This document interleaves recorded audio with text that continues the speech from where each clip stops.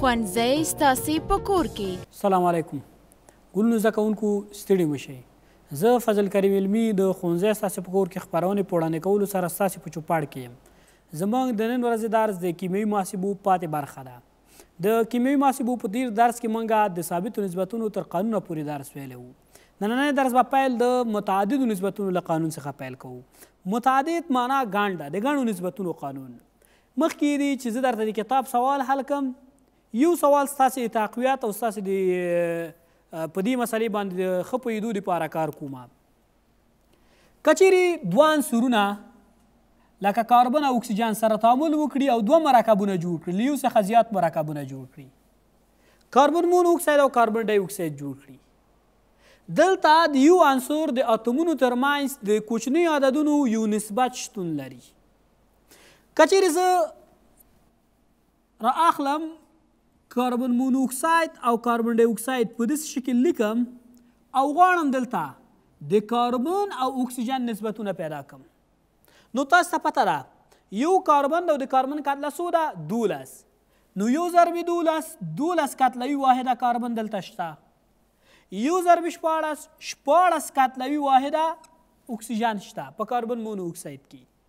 کاربن ډای اکساید کې 12 کتلوي واحد اکسیجن شته او کاربن شته، 2 ضرب 14 22 کتلوي واحد اکسیجن شته. دلته موږ کولی شو اوس د کاربن د اتومونو نسبتونه یو شان دي، 12 او 12 ده.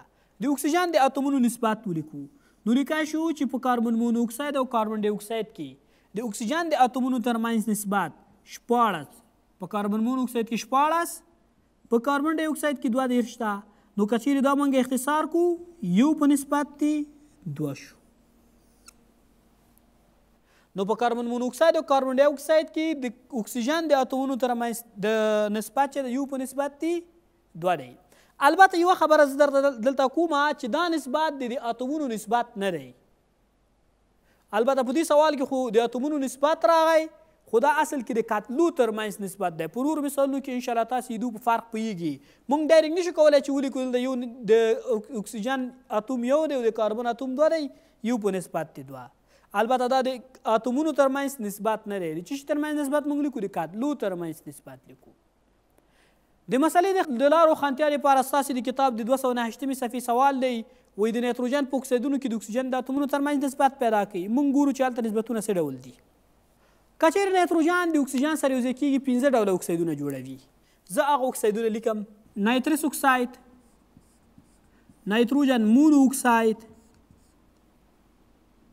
نایتروجن ترای اکساید، نایتروجن ډای اکساید او نایتروجن پینتا اکساید. دا ټول مرکبونه د نایتروجن او د اکسیجن د اتومونو د یوځای کېدو څخه لاسته راسي. نسبت د اتومونو ترمنځ لیکو. نایتروجن په نسبت دی اکسیجن، 2 اتومه نایتروجن ده او د نایتروجن کتله ده 14 په نسبت د یو اتوم اکسیجن ده او د اکسیجن کتله ده 14. یو اتوم نایتروجن ده کتله یې 14، یو اتوم اکسیجن ده کتله یې 14. 2 اتومه نایتروجن ده کتله یې 14، 3 اتومه اکسیجن ده کتله یې 14. یو اتوم نایتروجن ده کتله یې 14، 2 اتومه اکسیجن ده کتله یې 14. 2 اتومه نایتروجن ده کتله یې 14، 15 اتومه اکسیجن ده کتله یې 14. موږ هغه وخت د اکسیجن د اتومونو ترمنځ نسبت لیکای شو چې کله د نایتروجن د اتومونو ترمنځ نسبتونه په ټولو مرکبونو کې څنګه شي؟ یو شان شي. څنګه به یو شان کوو؟ دلته که تاسو وګورئ یو ضرب 14 یو ضرب 14 لرو، نو چېرته چې 2 ضرب 14 د نایتروجن دپاره راغلی دا په 2 څنګه کو؟ اختصار کو. نو که چیرې دا په 2 اختصار کم، دا یو ضرب 14 شو، دا به م اختصار شي یو ضرب 8 شي. دا به م اختصار کو یو ضرب 14 شو، دا به یو ضرب 3 ضرب 8 شي. دا تیار یو ضرب 14 او دا به م اختصار کو یو ضرب 14 شي او دا به 15 ضرب 8 شي. نو دا داسې شو. د نایتروجن ټول نسبتونه یو شان شو، د اکسیجن نسبتونه لیکو. یو ضرب 8 په نسبت دی، یو ضرب 14 په نسبت دی، 3 ضرب 8 40 په نسبت دی، 2 ضرب 14 22 او په نسبت دی 15 ضرب 8 40.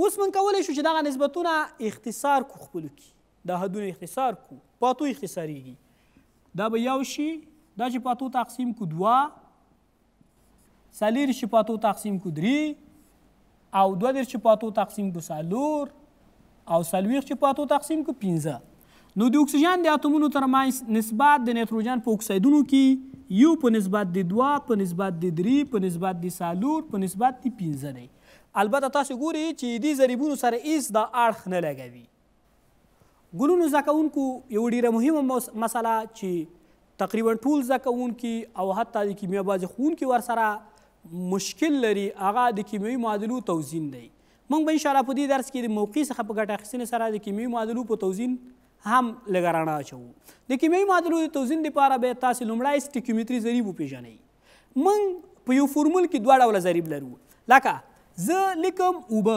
H2O خو که چیرې 2 مالیکول اوبه لیکم دا به څنګه لیکم داسې به لیکم که نه چې 2 H2O که چیرې 3 مالیکول اوبه لیکم داسې به لیکم چې 3 H2O که چیرې 10 مالیکول اوبه لیکم داسې به لیکم چې 10 H2O که چیرې n مالیکول اوبه لیکم داسې به لیکم چې NH2O یعنی دلته موږ سره یو تغییر کوونکي ضریبونه دي او یو ثابت ضریبونه دي تغییر کوونکي ضریبونه تاسو ګورئ چې دي کې 1 2 3 10 n دغو ضریبونو ته چې عنصر د سیمبول چپ اړخ ته په یو کیمیاوي فورمول کې لیکل کیږي او موږ کولی شو هغې ته تغییر ورکړو دې ته سټیکیومتري ضریب وایي دې ته کوم ضریب وایي سټیکیومتري ضریب وایي دغه سټیکیومتري ضریب په دې فورمول کې د شامل ټولو انډکسونو ضریب دی دغو ضریبونو ته موږ انډکس وایو د 2 د نایتروجن دپاره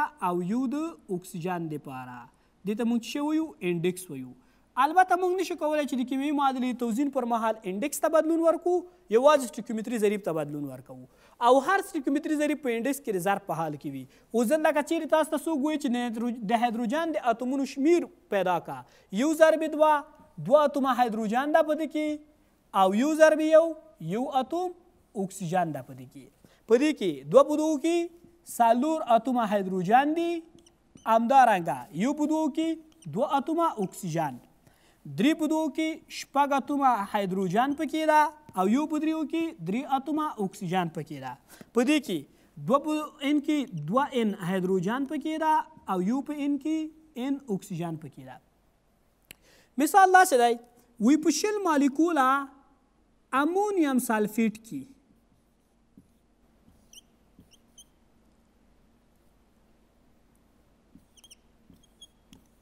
په شل مالیکوله امونیم سلفیټ کې موږ د اتومونو شمیر پیدا کوو تاسو ګورئ چې نایتروجن په قوس کې راو د قوس انډکس 2 دی نو اول به دا 2 په دې یو کې ضرب کو د نایتروجن ضریب یو دی که نه یو په 2 کې 2 په شل کې 40 اتومه نایتروجن پکې ده همدارنګه 2 په 4 کې 8 په شلو کې یو سلو شپېته اتومه هایدروجن پکې ده سلفر ضریب یو دی یو په شلو کې شل اتومه سلفر پکې ده او 4 په شلو کې 8 اتومه اکسیجن پکې ده نو موږ کولی شو د اتومونو د شمیر دپاره د سټیکیومتري ضریب څخه ګټه والو نو تاسو ته زه یوه دنده درکوم تاسې به راوالئ په 50 مالیکوله H2SO4 کې د اتومونو شمیر پیدا کړئ په دې کې باید د هایدروجن د اتومونو شمیر 100 د سلفر د اتومونو شمیر 50 او د اکسیجن د اتومونو شمیر 200 وي د کیمیاوي معادلو توزین تاسې کتابچه او قلم ځان سره راولئ کومې مرحلې چې درته یم دا به تاسې مسلسل ځان سره لیکي موږ کیمیاوي معادلې په دې طریقه توزینوی شو فرضاً یو معادله ده د هایدروجن او اکسیجن د یو ځای کېدو څخه اوبه جوړ شوی ویل کېږي چې دغه معادله توزین کړي اول خو دا ده چې موږ به په کیمیاوي معادله کې د عناصرو دپاره سمبول او د مرکبات دپاره فورمول په سم ډول لیکو که چیرې 2 عنصرونه چې هایدروجن نایتروجن اکسیجن کلورین فلورین برومین او ایودین ده دا په معادله کې راغلی او دا په 2 اتومه شکل لیکو یعنې دوی ته به 2 انډکس لیکو که چیرې یوازې راغلی ول او که چیرې د مرکب په بڼه راغلی ول نو بیا یې انډکس بدلولو ته اړتیا نشته دلته اوس هایدروجن 2 اتومه اکسیجن 2 اتومه د معادلې د توزین دپاره په ټولو مالیکولونو کې د اتومونو شمیر حسابوو. اولنۍ مرحله زموږ دا ده چې په ټولو مالیکولونو کې د اتومونو شمیر حسابوو. په دې کې څو اتومه هایدروجن ده؟ 2 اتومه. په دې کې څو اتومه اکسیجن ده؟ 2 اتومه. په دې کې څو اتومه هایدروجن ده؟ 2 اتومه هایدروجن، 1 اتوم اکسیجن، یعنی مجموعاً 3 اتومه په دې کې شته. یعنی د اتومونو شمیر به وټاکئ. د چا د اتومونو شمیر زیات دی؟ د اوبو د اتومونو شمیر زیات دی. دته به یو ضریب ولیکئ سټیکیومتري، او دا به په چوکاټ کې ولیکئ. معنا دا چې دا موږ تر اخره پورې نه بدلوو. اوس به حساب وکړو په دې اوبو کې چې د هر عنصر د اتومونو شمیر زیات و. اول توزین د هغې نه پیلوو. د هایدروجن د اتومونو شمیر زیات ده که نه؟ څو اتومه هایدروجن دی؟ یو په دوو کې 2 اتومه هایدروجن ده، او دلته څو اتومه هایدروجن ده؟ 2 برابر شو. اکسیجن دلته څو اتومه ده؟ یو په یو کې 1 اتوم اکسیجن ده، او دلته څو اتومه ده؟ 2. دو ته څو ضریب ورکړو چې یو شي؟ یو پر 2 کې به ضربه وو. یو پر 2 ایدي سټیکیومتري ضریب شو. معادله توزین ده، خو لوازیه وایي په معادله کې باید کسري عدد د سټیکیومتري ضریب په توګه رانشي. نو موږ ټوله معادله چې ده ټول سټیکیومتري ضریبونه په 2 کې ضربه وو تر څو دغه کسر له منځه لاړ شي. ایدي ضریب څو دی؟ 1. په 2 کې به ضرب کړي جمع. ایدي ضریب 1 پر 2 ده چې 2 کې ضرب کړي یو شو. یو څوک معادله کې نه لیکي. ایدي ضریب 1 دی، 1 په 2 کې ضرب کړي H2. نو دا دې معادلې توزین شو. بله معادله ویل کېږي چې د اوسپنې اکساید د هایدروجن سره یوځای شوی، دې څخه اوسپنه او اوبه جوړه شوې ده. دغه معادله موږ غواړو توزین کړو. دې د توزین دپاره حساب کوو. 2 او 3 15 اتومه په دې کې شته. دا هایدروجن یوازې راغلی په 2 اتومه شکل لیکو. 2 اتومه دې کې شته، 1 اتوم په دې کې شته، او 2 او 1 3 اتومه دې کې شته. د چا د اتومونو شمیر زیات ده؟ د اوسپنې د اکسایدو. ایدي ضریب څو شو؟ 1 شو. یعنې توزین به همدې نه پیلوو. اوس دې کې توزین د کوم عنصر د اتومونو نه پیلوو؟ د اکسیجن اتومونه 3 دي، د اوسپنې اتومونه 2 دي. توزین د اکسیجن نه پیلوو. دلته څو اتوم اکسیجن شته؟ 3 اتومه. او دلته څو اتوم اکسیجن شته؟ 1 اتوم. څو کې ضرب کړو چې 3 شي؟ 3 کې ضربوو. بیا د اوسپنې اتومونه څو اتومه اوسپنه ده؟ 2. او دلته د اوسپنې څو اتومونه دي؟ 1. نو څو کې ضرب کړم؟ 2 کې به ضربوو. اوسپنه اکسیجن توزین شو. هایدروجن دلته هایدروجن څو اتومه دي؟ 2. او دلته 3 په 2 کې 4 اتومه. نو دا 2 باید څو شي؟ 4 شي. څو کې ضربوو؟ ښکاره خبره ده 3 کې ضربوو. اوس که تاسې حساب وکړئ د معادلې په دواړو خواو کې د اتومونو شمیر سره څنګه دي؟ برابر دي. کله چې معادله توزین شو نو تاسې کولی شئ دا ضریب بیرته لرې کړئ. نو دې توزین شوی شکل داسې ده چې Fe2O3 جمع 3H2 2Fe جمع 3 مالیکوله اوبه. پروپان سوځېدلی C3H8 دا د اکسیجن په شتون کې سوځېدلی. دې د سوځېدو څخه کاربن ډای اکساید او اوبه جوړه شوې. همدغه معادله به هم توزین کړو. بیا به انشاءالله بل درس ویو. د اتومونو شمیر حسابوو. 3 11 اتومه په پروپان کې شته، 2 اتومه په اکسیجن کې شته، 1 اتوم کاربن او 2 اتوم اکسیجن، 3 اتومه په کاربن ډای اکساید کې شته، 2 اتومه هایدروجن او 1 اتوم اکسیجن، 3 اتومه په اوبو کې شته. د چا د اتومونو شمیر زیات ده؟ د پروپان د اتومونو شمیر زیات ده. د همدغې ضریب 1 شو. دا یو په چوکاټ کې لیکو. دې دپاره چې دا موږ سره نه ښیي چې دا نه بدلوو. دلته توزین یا د کاربن نه پیلوو یا د هایدروجن ده. د چا نه پیلوو؟ د چا د اتومونو شمیر زیات دي. د هایدروجن زیات ده، 8 هایدروجن دلته شته، او دې خوا د څو هایدروجن شته؟ 2. نو دا باید 8 شي. څو کې ضربوو؟ 4 کې ضربوو. 4 په 2 کې 8. کاربن څو اتومه کاربن شته؟ 3 اتومه کاربن شته. دې اړخه څو اتومه کاربن دي؟ 1. څو کې ضربوو؟ 3 کې ضربوو. کاربن او هایدروجن توزین شول. پاتې یوازې اکسیجن. دې اړخه به اکسیجن نه وشمارو. 3 په 2 کې 4 اکسیجنه، او 1 په 4 کې 4. 4 او 4 10 اتوم اکسیجن ښي اړخ کې ده. چپ اړخ کې څو اتوم اکسیجن دي؟ 2 اتومه. څو کې ضربوو چې 10 شي؟ 5 کې ضربوو. 5 په 2 کې 10. معادله توزین ده. اوس تاسې کولی شئ دا یو ضریب لرې کړئ. C3H8 جمع 5 مالیکوله اکسیجن، 3 مالیکوله کاربن ډای اکساید او 4 مالیکوله اوبه. تاسو ته زه یو معادله لیکم. د دندې په شکل تاسې به یې حل کړئ. پوتاشیم کلوریډ ده، دته تودوخه ورکړ شوی. پوتاشیم کلوراید او اکسیجن ته لاسه راغلی. دا معادله به تاسې توزین کوئ او ضریبونه به ورته پیدا کوئ. د کتلې د تحفظ یا د کتلې د ساتنې قانون. دا قانون د لوازیر قانون په نوم یادیږي. دا موږ ته بیانوي چې په یو کیمیاوي تعامل کې د موادو کتله نه ضایع کیږي. یعنې د کتلې له مخې څومره مواد چې په تعامل کې برخه اخلي همغه مواد بیرته لاسته رسي. که چیرې زه داسې یو معادله ولرم چې د ای او بي مواد یو ځای شوي وي د سی او ډي مواد جوړ کړي وي نو د ای او بي موادو د کتلو مجموعه یعنې ام ای جمع ام بي دا به برابر وي د ام سی جمع ام ډي سره. البته دا خبره په هستوي تعاملونو کې چې هلته د انرژي ډېر لوی بدلون رامنځته کیږي، هلته کله کتله په انرژي او کله انرژي په کتله بدلیږي. همدارنګه انډوترمیک او اکزوترمیکو تعاملونو کې چې هلته انرژي څخه ازادیږي یا جذبیږي په هغې کې په دقیق ډول صدق نه کوي، خو په عمومي ډول دا د کیمیاوي معادلو لپاره د تصدیق وړ ده. یو معادله ده وی کاربن ډای اکساید د جوړېدو په تعامل کې 9.4 کیلو جول تودوخه ازادیږي. وی تاسې معلوم کړئ چې څومره کتله په انرژي بدله شوې. یعنې کله چې کاربن او اکسیجن سره یو ځای کېږي دلته به کاربن ډای اکساید جوړېږي که نه. د ظاهري شکل له مخې 12 کتلوي واحد کاربن د 14 په دغو کې 32 کتلوي واحد اکسیجن سره یو ځای شوی. دې څخه د کاربن ډای اکساید مالیکولي کتله که تاسې پیدا کوئ 12 جمع 32 نو 4 کتلوي واحده برخه اخیستې او 4 کتلوي واحده تولید شوی. د کتلو تغییر دلته نه لیدل کیږي. خو که چیرې لږ دقیق شو دا تعامل اکزوترمیک دی. چې اکزوترمیک دی دې تعامل څخه 9.4 کیلو جول انرژي ازادیږي. دا انرژي د کومه شوه؟ دلته د کاربن او اکسیجن لږ څه کتله کمه شوي او ډېر کمه کتله ده چې د صرف نظر وړ ده او هغه په انرژي اوښتي. موږ معلوموو چې دا څومره کتله دلته په انرژي بدله شوې ده. نو دغې انرژي د معلومولو لپاره به موږ د انسټاین د فورمول څخه څنګه کوو ګټه اخلو. موږ ته ویل شوي چې تولید شوې انرژي هغه 9.4 کیلو جول ده. موږ به دا معلومول غواړو چې دلته څومره کتله په انرژي اوښتې ده.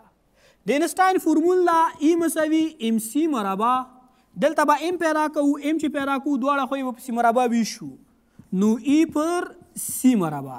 سی د نور سرعت ته د نور سرعت 3 ضرب لاس په توان د 8 متر فی سیکنډ. غلط شو. په دې معادله کې وضع کوو ام مساوي ای 9.4 کیلو جول سی 3 ضرب لاس په توان دی 8 متر پر سیکنډ کل مربع. نو 9.4 په خپله لیکو کیلو جول پر 3 چې مربع کې 9 لاس په توان دی 8 چې مربع کې لاس په توان دی 14 متر چې مربع کې متر مربع او سیکنډ چې مربع کې سیکنډ مربع. دې ځایه 9.4 تقسیم پر 9 15.4 متولی ضربی لاس په توان دی 14 چې سرعت ته جیک کو لاس په توان دی -14 کیلو جول لاس په توان دی 3 جول لیکم. جول تاسو ته پته ده چې نیوټن ضربی متر دی پر متر ضربی سیکنډ مربع متر ضربی متر پر سیکنډ مربع لیکم.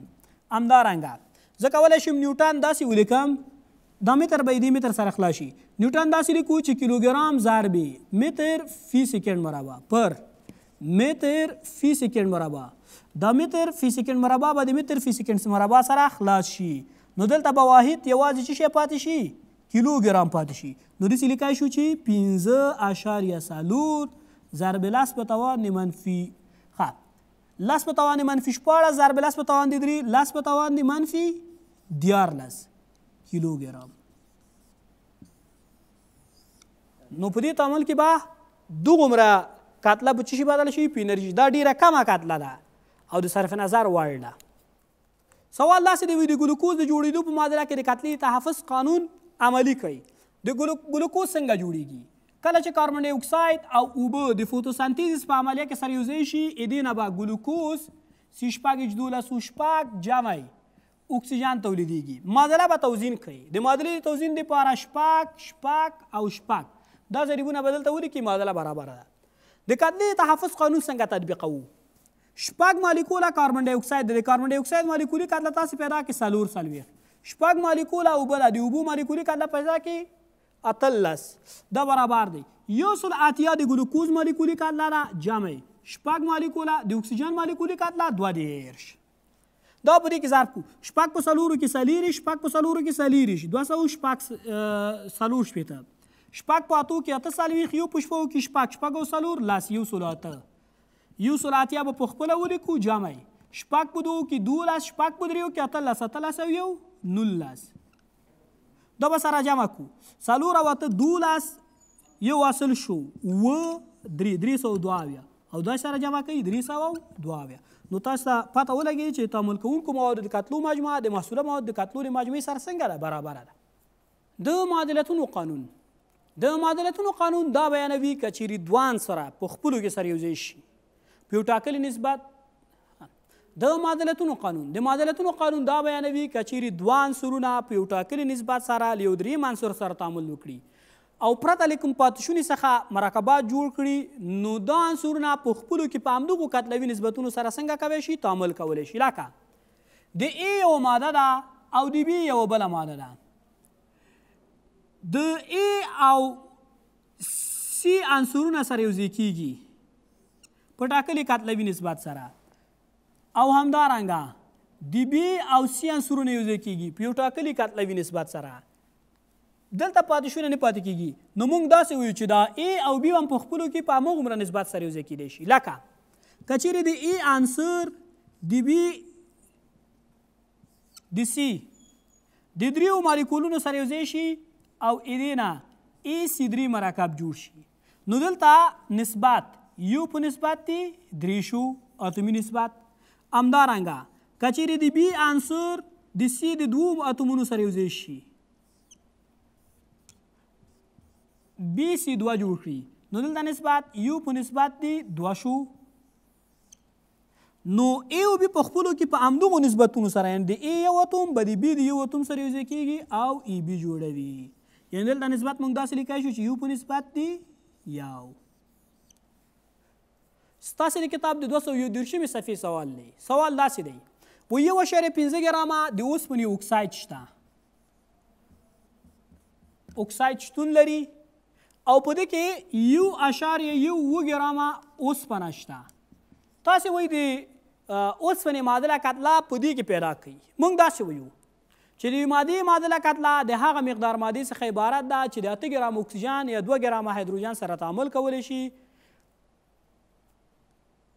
د مادې معادله کتله د مادې د هغه مقدار څخه عبارت ده چې د 8 ګرام اکسیجن یا 1 ګرام هایدروجن سره تعامل کولی شي یا په کیمیاوي تعامل کې د هغې ځای بدلولی شي اوس موږ داسې وایو چې په دې اکسایدو کې د اکسیجن اندازه څومره ده 1.5 ګرامه اکساید ده که چیرې دې نه زه د اوسپنې مقدار کم کم 1.1 ګرامه دا ترې کم کم نو دلته موږ ته پاتې شي 0.33 ګرامه دا به د څه شي اندازه وي د اکسیجن اندازه وي اوس موږ داسې وایو چې 1.1 ګرامه اوسپنه د 0.33 ګرامه اکسیجن سره تعامل کړی معادله کتله چې پیدا کوم څومره مقدار به یې د 8 ګرامه اکسیجن سره څنګه کړی وي تعامل کړی وي نو x به یې دې ځای مساوي شي د 0.33 ګرام به مخرج کې ولیکو 1.1 ګرام ضرب 8 ګرام ګرام به د ګرام سره اختصار شي دا چې کله تاسې په اتو کې ضرب کړئ او په 0.33 تقسیم کړي اتیش به یې دې ځواب وي یعنې د اوسپنې معادله کتله دلته اتیش ده د همدې صفحې بل سوال دی وایي د المونیم اتومي کتله ویش EMU ده تاسې دې معادله کتله پیدا کوي د معادلې کتلې د پیدا کولو لپاره موږ داسې وایو چې د مادې معادله کتله دا د اتومي کتلې یا مالیکولي کتلې او ولانس ترمنځ څه ده نسبت ده نو د اوسپنې معادله کتله EQ سره ښودل کېږي د المونیم البته ویش د کتله ده المونیم د دریم ګروپ عنصر دی که نه نو ولانس یې څو شو 3 شو ویش تقسیم 3 9 EMU دې څه شو معادله کتله شوه د 230 صفحې سوال دی وایي د H3PO4 د دې معادله کتله پیدا کړي دا اوس تیزاب دی د تیزابونو معادله کتله چې موږ پیدا کوو دا به داسې پیدا کوو چې مالیکولي کتله به پیدا کوي د همدې تیزابو او د هایدروجنونو په شمیر به څنګه کوي تقسیم کوي. نو د H3PO4 معادله کتله مالیکولي کتله به اول پیدا کوي. د مالیکولي کتلې پیدا کولو لپاره مخکې موږ تګلاره لوستې د مالیکولي کتله 98 ده. څو هایدروجنونه پکې شته؟ 3 هایدروجنونه پکې شته. نو 98 تقسیم 3 22.5 دې معادله کتله ده. بل سوال داسې دی وایي د کلسیم هایدروکساید معادله کتله پیدا کوي. کلسیم هایدروکساید القلي ده. د القلیګانو معادلې کتلې چې پیدا کوو EQ د 20 دا برابر دی مالیکولي کتله د همدغې القلي تقسیم پر د هایدروکسایدونو شمیر. نو د کلسیم هایدروکساید معادله کتله دا د کلسیم هایدروکساید مالیکولي کتله ده. د کلسیم هایدروکساید مالیکولي کتله تاسې پیدا کړئ 4 څو هایدروکسایدونه پکې شته 2 د معادله کتله ده. همدارنګه ویل کېږي چې د